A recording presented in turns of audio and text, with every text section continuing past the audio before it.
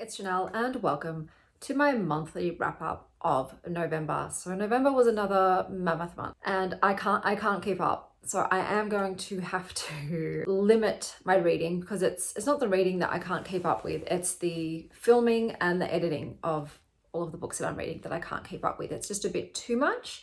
So I do purposefully need to slow it down, maybe skip some days or limit myself to only 100 pages today, just so I can make it more manageable because yeah, I am getting a bit overwhelmed and burnt out with the amount of work I'm doing for what is essentially a hobby. So this month of November, I read from cover to cover 63 books. So that is a total of 13,864 pages. Along with the 63 books I read, I DNF'd 11. So I read a total of 74, but I'm not including the DNFs as part of my totals anymore. So I read 63 books and I DNF'd 11 books. Out of the DNFs, 3 were audio. So all the audiobooks I listened to this month were DNF'd. So I listened to 3 audios, they were part of the DNFs. They just didn't do it for me. So you can see, like, in regards to fiction versus nonfic, 88% were fiction and 12% were nonfic. So yeah, my nonfiction reads have lessened as the years go on. It used to be always normally a minimum of 25% nonfic, but it's just I'm not finding as many books that interest me, because when you've read 10 books about insomnia, you don't really want to continue reading more books about insomnia. You do reach saturation point on certain subjects sometimes. Out of the genres, as you can see, I try to read from every single genre.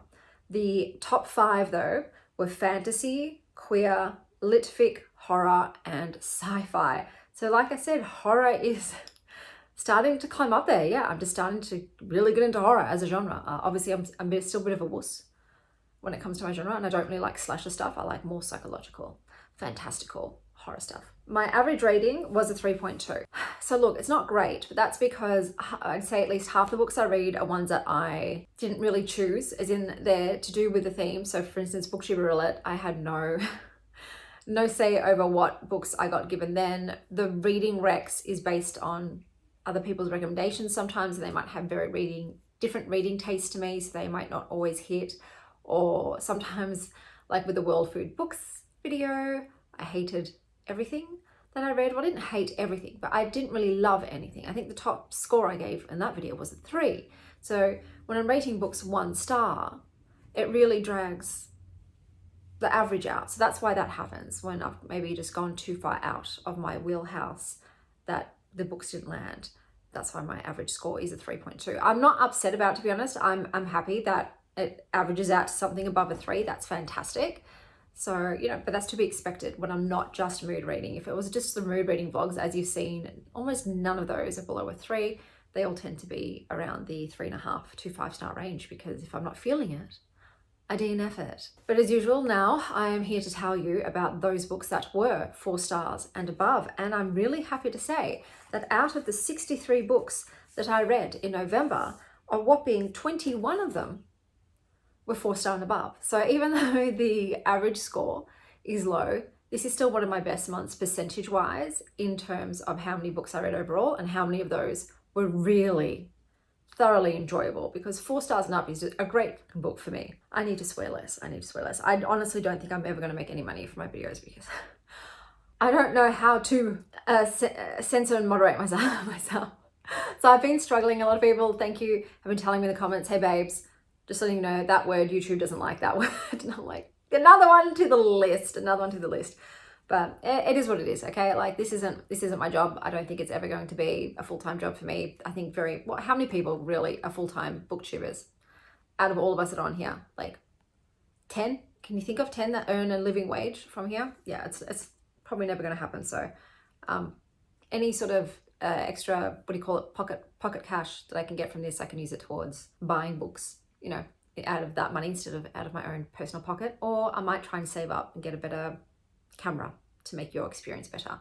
I don't know. That's how I'm seeing any dollars and cents I end up making from this, if I do make any. So first up, we have The Magic Order by Mark Miller, Olivia Coipel, and Dave Stewart. So this was a fantasy graphic novel. I rated this a 4 stars. Kind of like The Watchmen, but with more family drama. Very loose world building, and the plot has a lot of holes, but it was fast paced and entertaining. The next book was Psychedelics, A Visual Odyssey by Erica Dyke. and this is a nonfic about psychedelics, and I gave this 4 stars. A look at psychedelics and their role in counterculture, history, medicine, and art. Doesn't go in depth, but has many lovely photographs. Then we have The Girl in Red by Christina Henry. So this is sort of a dark fantasy fairy tale retelling, which I gave 4 stars. Little Red Riding Hood meets government conspiracy theories and The Road by Cormac McCarthy. It was fast-paced. I was interested in the story and overall enjoyed my time with it. But there were some issues like guns, mixed race, bisexuality, etc. that were heavy-handed and didn't feel organic to the story. Also, you can't expect me to accept that someone who's trying to be incognito is choosing to wear a bright red hoodie. The abrupt ending also irked me. Next we have These Deathless Bones by Cassandra Core. I gave this a 4 star. This is a little horror novella. The only time I have fully supported the evil stepmother and hoped that this kid dies as painfully as possible. The ending was too abrupt though. Next we have Elena Knows by Claudia Pinheiro and Frances Riddle. So this is a translated fiction. And I gave this a 4 stars.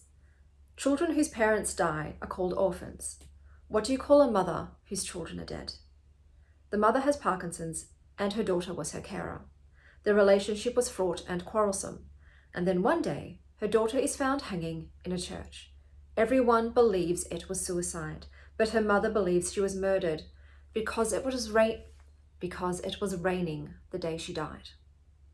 This was quite serious with some intense subject matter. The daughter was a pro-lifer and intervened in another woman's life. The answer to her daughter's death was also hard to swallow. Really heartbreaking. The scene with the cat was touching. Wish the dialogue had been separated. It was all clumped together. So look, that's just a me thing. I like very distinct dialogue. I want to know, okay, someone's talking now, or someone different is talking. So that is a me thing. Then we have The Man Who Fell to Earth by Walter Tevis. I gave this a 4 stars. This is a classic sci-fi. A David Bowie-like cat-loving alien comes to Earth to save us and his own people, but comes to trouble when he loses his alienness to the influence of humanity. Themes of isolation, addiction, belonging, and what it means to be human. There's also a really fucking wacky and weird movie with David Bowie that is loosely based on the book, but if you wanted a what the fuck was that time, I highly recommend it, but be warned, full frontal nudity galore in that one. Next we have The Tree of Ecstasy and Unbearable Sadness by Matt Otley. So this was a picture book that had an accompanying CD or website where you could have it narrated to you, and it was also backed by an orchestra. Strangely beautiful, Alice in Wonderland-like. There is a boy who has within him a tree that bears flowers of ecstasy and fruits of unbearable sadness. An analogy for mental illness. The illustrations are gorgeous, and there's an accompanying CD with music and narration, which you are also able to download from his website. I am sound sensitive, so I preferred to read without it, but I think for most people, the song makes the book experience immersive and more profound. Then we have Before the Forest by Cal Woods. This is a little mini grimdark fantasy novella. I gave this a 4.5 stars. Grimdark origin story of the gingerbread house witch. Beautifully written, devastatingly brutal. Do note the trigger warnings. It's garbage day. The next book I read was The Memory Theatre by Karen Tidbeck. This is a fantasy. I gave this 4.5 stars. A lost boy and a mountain girl join forces to escape the clutches of cruel lords and ladies. A dark fairy tale story reminiscent of the girl who circumnavigated fairyland in a ship of her own making and the Wayward Children series. Sometimes you are heartsick for a home you cannot return to. Next we have Sex Goblin by Lauren Cook. I don't know how to classify this, guys, okay? It's just like everything that you would maybe write down and read and absorb when you're a 14-year-old girl. Nostalgic snippets reminiscent of 14-year-olds expressing themselves on Tumblr. Diary-like entries about observations, musings, and their day. Short fictional stories, random lists, funny statements, and aphorisms. Felt like a relatable Reddit thread. Smells like a library from the 90s. Red pages, my dude. Red pages. Next we have Vivian by Emily Russo. This is a litfic, I guess. 4.5 stars for me. 3 generations of artistic and odd women. The grandmother, Vivian, a renowned artist, is facing cancellation for unsubstantiated events that occurred in her past. Cancel culture, creation, and the art world are featured heavily and entertainingly through the clever use of mixed media, such as online comments, texts, letters, and posts. The book has a surreal and absurdist feel to it. The ending and relationships in particular are ludicrous and scandalous. There are some fever dream-esque moments scattered throughout as well as some light horror elements. I was along for the crazy ride. Love the cover. And I will say that Vivian is my favourite cover of the month. Next up, we have Hera Lindsay Bird by Hera Lindsay Bird. This is a book of poetry. Kinda weird, kinda funny, kinda millennial, with a lot of similes. This is sucking a dick with a raised pinky finger. Bisexuality is like turning your back on God, but in a risque halterneck. Best title for a poem. Keats is dead, so fuck me from behind. Next we have a little mini magical novella called Little Free Library by Naomi Kritzer. I gave this 4 stars. Be careful. If you start a little library, you might end up giving war advice and receiving children as payment. Very cute and sweet. Then we have The Lost Boy, the true story of Captain Hook by Christina Henry, which is a dark fairy tale retelling. I gave this 4 stars. Hook's origin story. For everyone who thought Peter Pan was dodgy. You won't grow up if you die young. Then we have The Angel's Share by Martin Cahill. Once again, this is a little fantasy novella that I gave 4 stars. The angels in this are parasites. They feed on a person's suffering and pain. Both them and the pain can only be exorcised by the person holding onto it. A book about abuse, trauma, suffering, and how it's easier to stay in what you know and feed that cycle rather than letting go and moving on from what wronged you. Then we have This Is Where We Live by Kate Hardy, which was a magical realism litfic. The better version of Night Bitch. I gave this 4 stars. A raw body horror novel about motherhood, about how everything you've gone through and everything you're going through can make you tear yourself apart and rip into others. The monologue part, They Can Come, was amazing. Not sure how much was metaphorical and how much was literal. I enjoyed it all the same. Trans stuff is heavily featured. Then I read The Wild Huntress by Emily Lloyd Jones. I gave this 5 stars and this was my favourite read of the month. This is a YA fantasy. I've always loved a trickster. This book ate. Then we have The Brides of High Hill by Nevo, which I gave 4 stars. Bluebeard's Wives and Kitsune's Collide. Then I have There Is More Than 21 Books. I would have obviously edited that in the beginning, but I've just realised now I forgot to add some of my best reads for this month. Oh, I still need to do more work on my record keeping. We have The Fireborn Blade.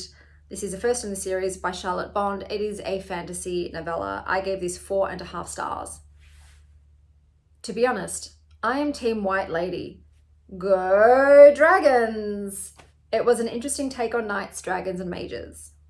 Next, we have The Hotel Balzar by Kate DiCamillo and Julia Sarda. This is a children's middle grade, and I gave this 5 stars. If your soul needs a hug, read this.